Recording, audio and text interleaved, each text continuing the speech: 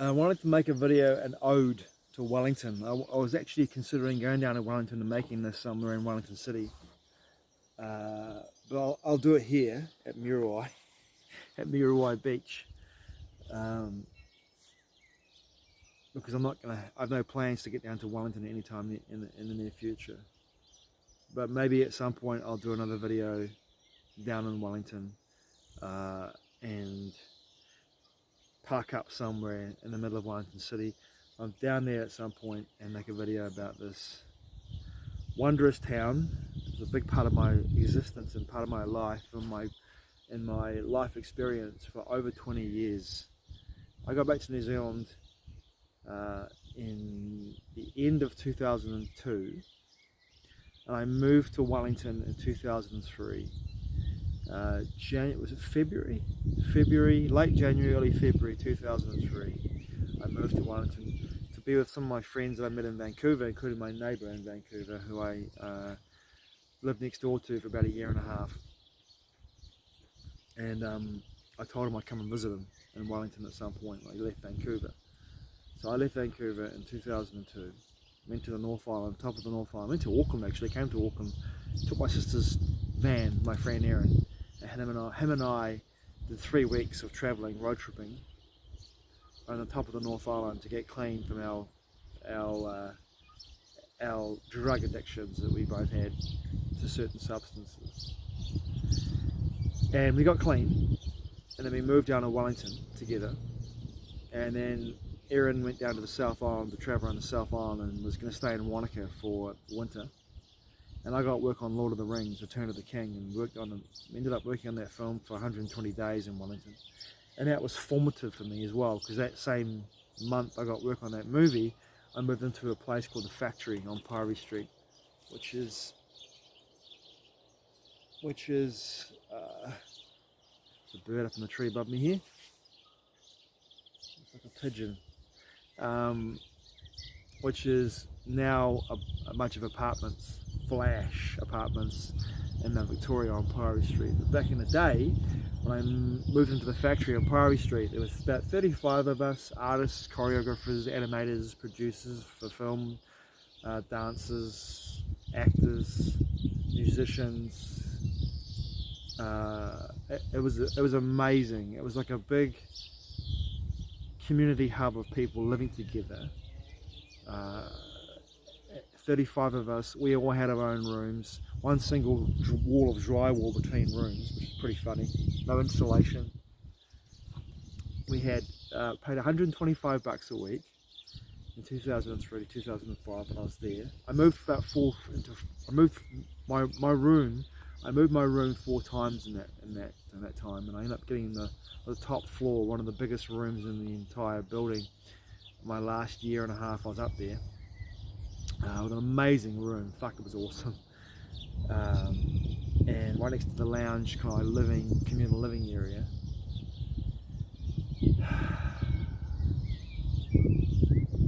And that was my introduction to moving back to New Zealand. And when I first got back to Wellington, back to New Zealand, Wellington was literally the mecca in this country for the cultural, musical, culinary,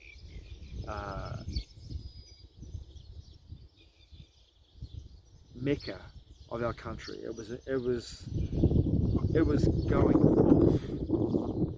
It was amazing. There was so much happening in Wellington. So much happening. It was amazing. It was incredible.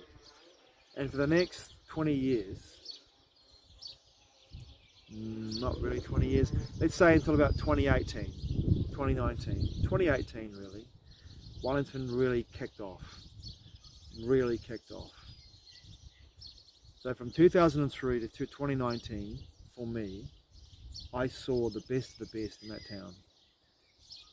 There was no city in the country like it. It was the heartbeat, the cultural, culinary, musical heartbeat of the country. So many festivals, Cuba Duper, Cuba Carnival before it became Cuba Duper, every summer, Newtown Fair, house parties, oh my god, gigs, live touring bands. I just knew so many people, became a part of the furniture there. Cuba Street was cranking. The Laundry, the Southern Cross, Havana Bar from about 2008 to about 2015, 16. Just incredible. Incredible energy, effervescence, people, parties. It was a draw card for people from all around the world too, who came to live there because of the nature of the energy there. It drew so many people there, and I fell in love with Wellington. I left the country 7 times from 2011 till 2018. I left the country 7 times to go travelling, but came back and wanted to come back to Wellington every time. I missed it. I genuinely missed the energy of the place. When I lived there, I lived there for, it's the longest I've ever lived in one location in my life. In Wellington. The longest I've ever lived somewhere. And I wanted to live there. But for me, I began to see the cracks. It began to lose its mojo. For me, 2018, when my ex-partner Eryn and I hooked up, 2019, I was getting ready to, considering to move on. I was ready to move on. If COVID hadn't happened, if we hadn't had COVID in 2020, I probably would have gone on to South America, and I'd probably still be over there now. I feel that in my heart. I'd probably still be over there now, somewhere in Peru, or living somewhere in South America on a coastal region, surfing probably, speaking Spanish.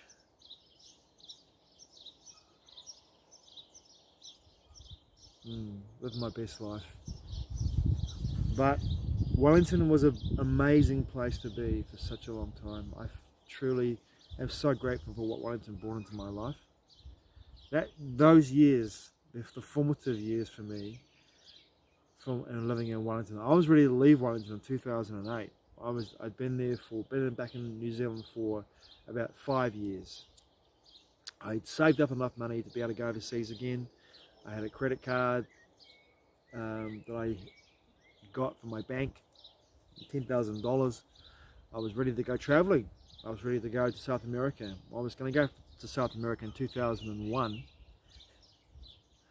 In about November, after my birthday, I was going to go to South America from Canada. I was going to fly from Vancouver down to Cancun, and then go overland down to South America, and then come back to New Zealand probably in the spring of 2002, which would have been October 2002. I would have travelled overland all the way down to Argentina or Santiago de Chile, and then come across to New Zealand from there. And then by doing that, would have circumnavigated the entire Pacific Ring of Fire, the whole ring of New Zealand of fire. So I've travelled all the way up from Australia through Indonesia, Malaysia, Cambodia, Vietnam, Thailand,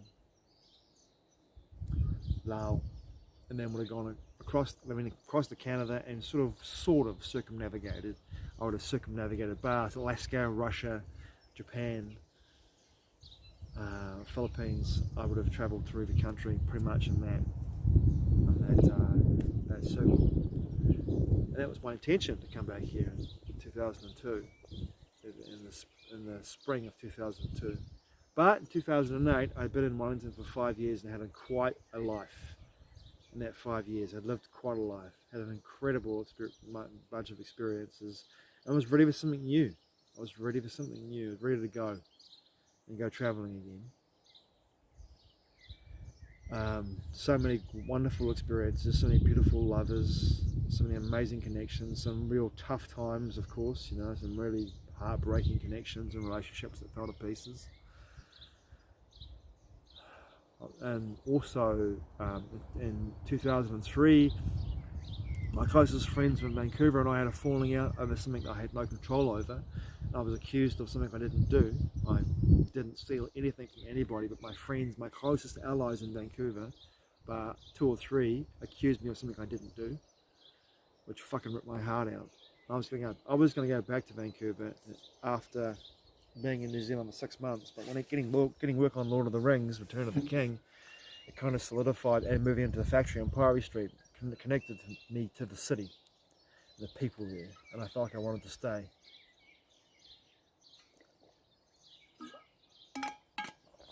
But in 2008, Wellington and I wanted to part ways.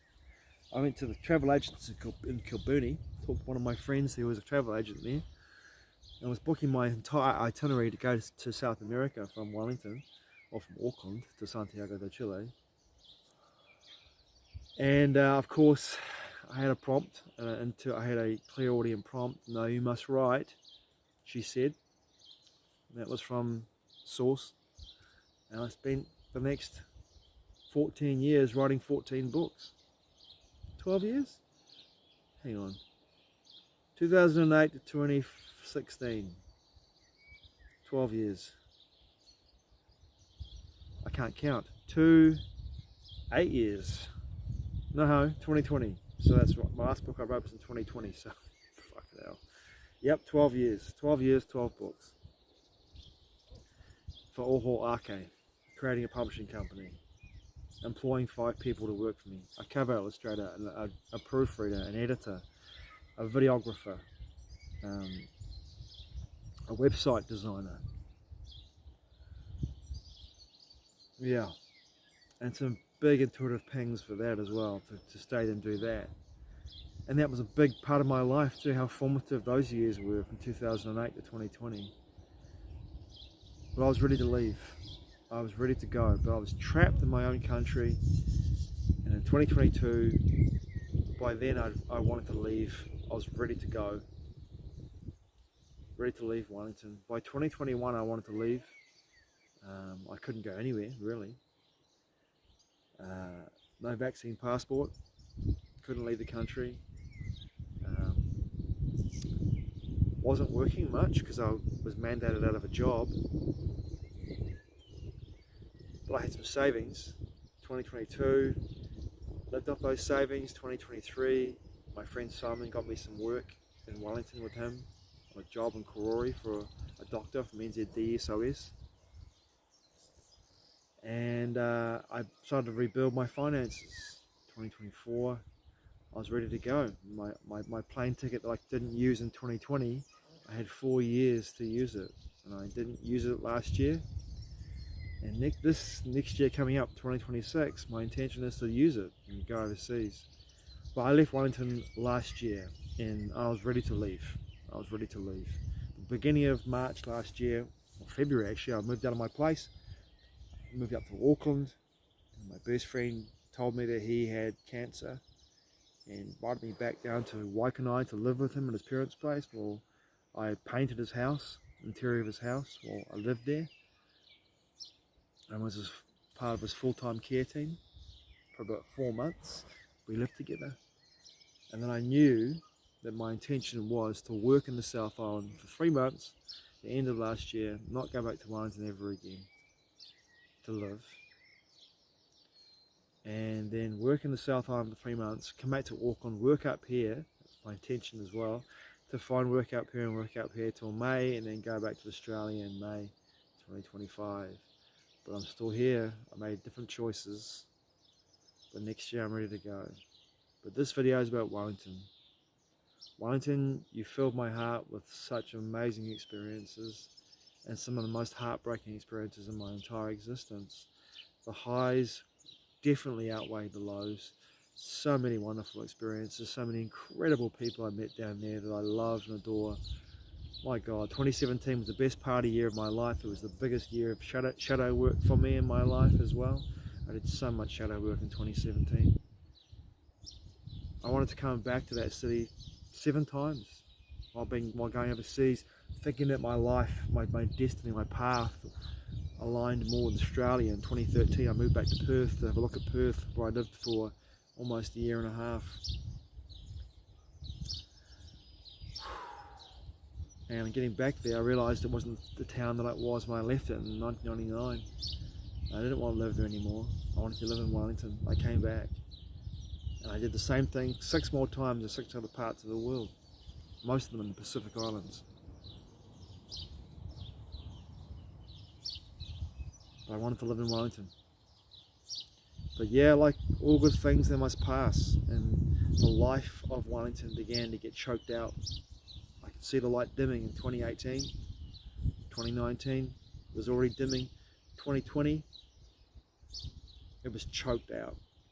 2021, 2022, if it wasn't for my friend Fraser Salmon and my crew, my community that I met down there from the Wanaka and I Capri Coast, if it wasn't for that crew, I would have probably left a lot earlier and gone to Australia, to the Byron Bay region.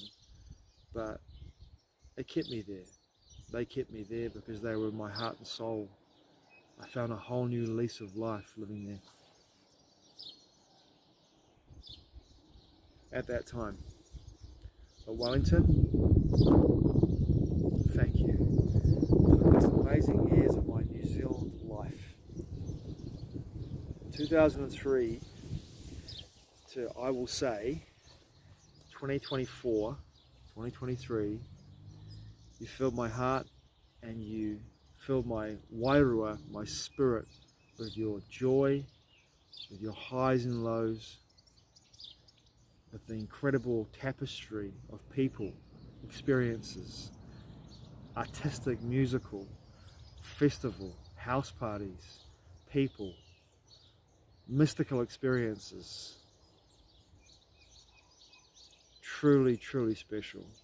I love you with every fibre of my being, and I know at some point that light that is dim now will brighten again, and it will be what it was to me, to other people when they return there, when they live there, and they will see that light at some point returning to its greatest and brightest, and it will be the town, it'll be the magic, it'll be the effervescence, it'll be the cultural mecca, the town. Because I say it's not a city to me, it's a town, it's that small. The town that everyone wants to move back to and live in. So thank you for my time down there. It meant everything to me. And you mean everything to me. Thank you, Wellington. I love you. Mā te ua. Poneki.